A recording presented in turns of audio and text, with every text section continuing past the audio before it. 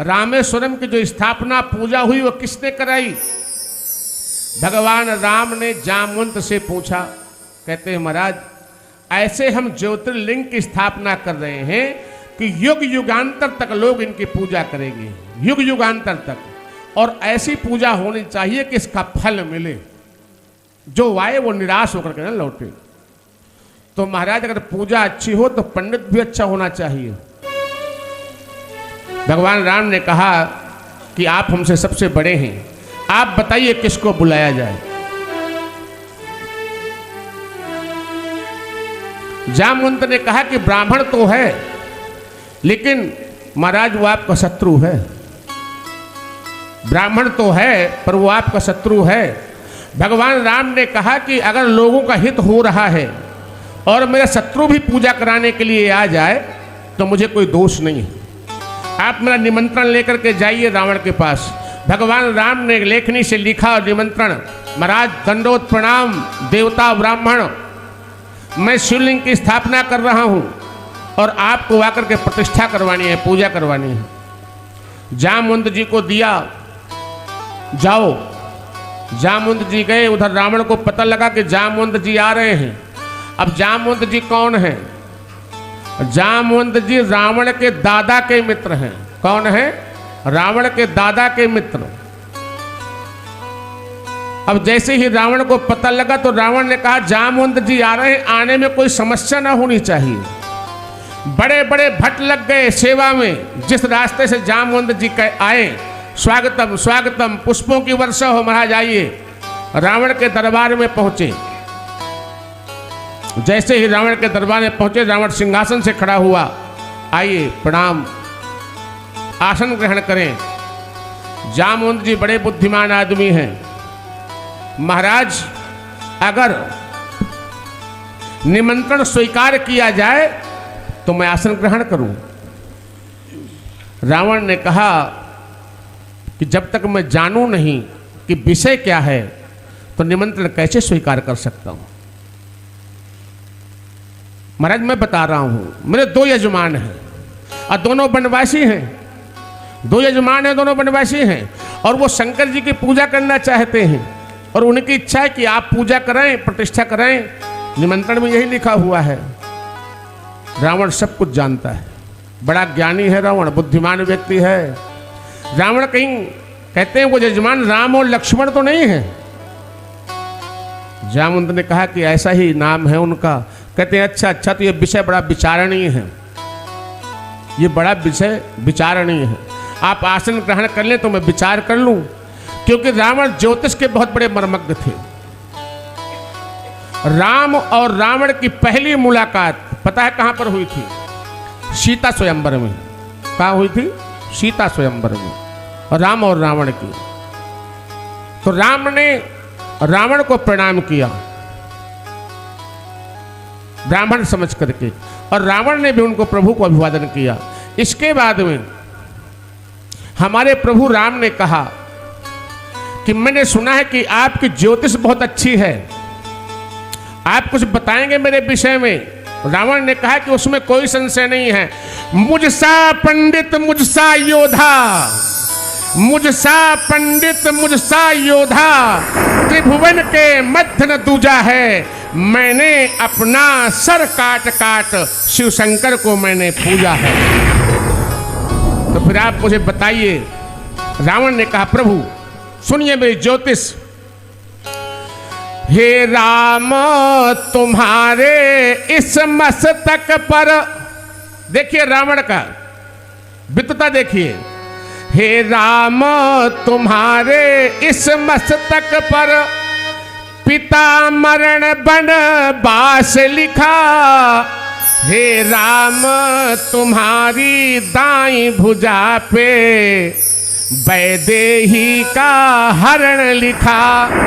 हे राम तुम्हारे वक्षस्थल पर रावण का संहार लिखा। पूरी ज्योतिष रावण ने बताई।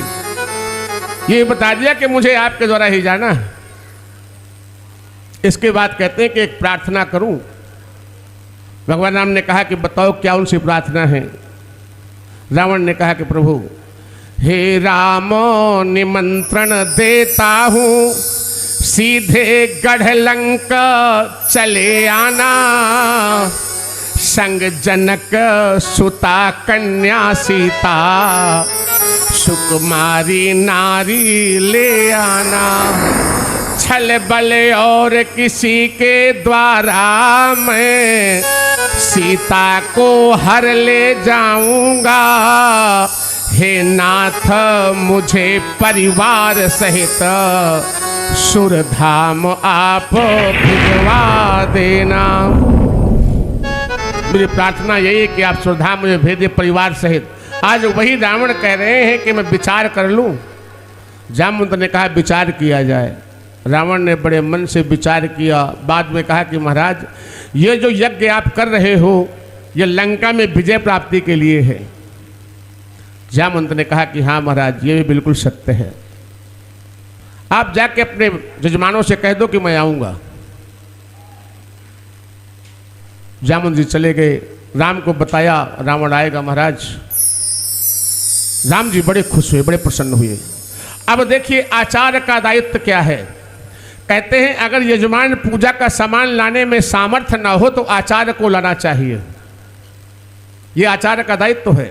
रावण ने विचार किया कि मेरे यजमान तो वनवासी हैं, रोली चंदन चावल अक्षत पुष्प दीप नैवेद्य पान के पत्ते सब कहाँ से इकट्ठे करेंगे। रावण ने मंत्रियों को आदेश किया सब बंधवा दो, विमान पर रखवा दो मेरे। मंत्रियों ने आदेश पाते ही सब सामग्री रखवा दिया। इसके बाद रावण ने विचार किया कि महाराज बिना पत्नी के यज्ञ नहीं होता। भाई इतनी बड़ी पूजा है और बिना पत्नी के थोड़ी हो जाएगी। रावण अशोक वाटिका गया, माँ जानकी से कहा कि आपको मेरे साथ मेरे विमान में चलना है। एक पुस्तक आती है कम्मन की रामायण। कौन सी रामायण? कम्मन की, इरामावतारम, साउथ की रामायण है, पढ़िएगा उसको ठीक से। रावण ने विचार किया कैसे पूजा कराऊं। यजमान भार्या तो मेरे पास में है। जानकी जी से मिलने गए और कहा कि आप तैयार हो जाइएगा, विमान पे बैठ जाइएगा। लेकिन एक बात याद रहे, जब वहाँ पूजा संपन्न हो जाए, जब वहाँ पूजा संपन्न हो जाए तो मुझे कहना ना पड़े, पूजा से उठ करके फिर से विमान में बैठ जाइएगा, मैं लेकर के आपको आ जाऊंगा। माँ जानकी ने रावण को प्रणाम किया और रावण ने पता है क्या आशीर्वाद दिया, अखंड सौभाग्यवती भव। रावण लेकर के आ गया। जैसे भगवान श्री राम को पता लगा रावण का विमान आ गया, सब लोग स्वागत के लिए दौड़े। सब लोग बड़े बड़े। रावण माता जी को बिठाया है, जानकी जी को कहते कि यहीं बैठो आप। सामान लेकर के रावण आ गए, सामग्री की पूजा की तैयारी हो गई, सब कुछ हो गया। भगवान राम से रावण की वार्तालाप होने लगी। भगवान राम से रावण कहते हैं कि महाराज मुहूर्त निकला जा रहा है। हनुमान जी महाराज शिवलिंग लेने के लिए गए थे। कहते हैं महाराज मुहूर्त निकला जा रहा है और इस समय का जो मुहूर्त है, अगर यजमान की पत्नी अपने हाथ से शिवलिंग बनाए और रावण उसकी पूजा कराए तो आपको विजय मिल जाएगी लंका में।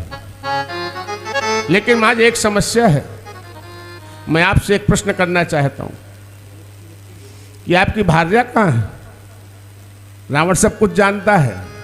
कहते हैं महाराज दो कारणों से व्यक्ति बिना पत्नी की पूजा कर सकता है। दो कारणों से, एक तो उसकी पत्नी उसको छोड़ करके इस संसार से परलोक चली गई हो, वो व्यक्ति बैठ के पूजा कर सकता है।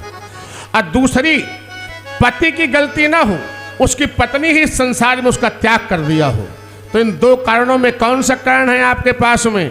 तो राम जी नीचे को सर करके हंसने लगे कि इन दोनों में तो कोई कारण नहीं है, पर तू बड़ा कारण है, तू ही लेकर के गया है।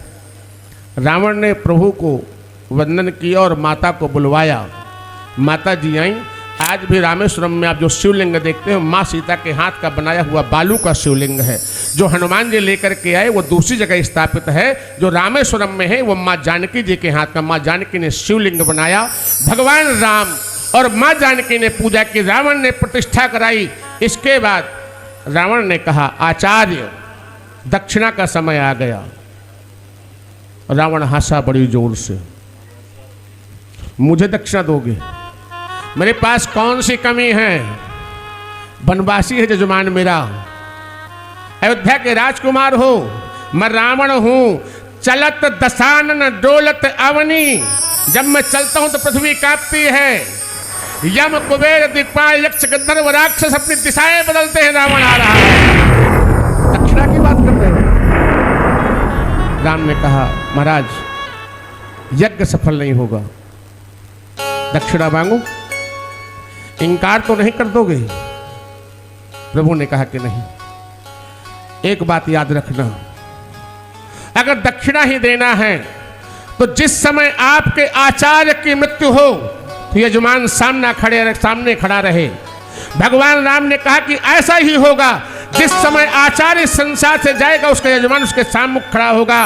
रावण ने राम को बार बार प्रणाम किया, बार बार वंदन किया और माँ जानकी के लेकर के लंका चले गए।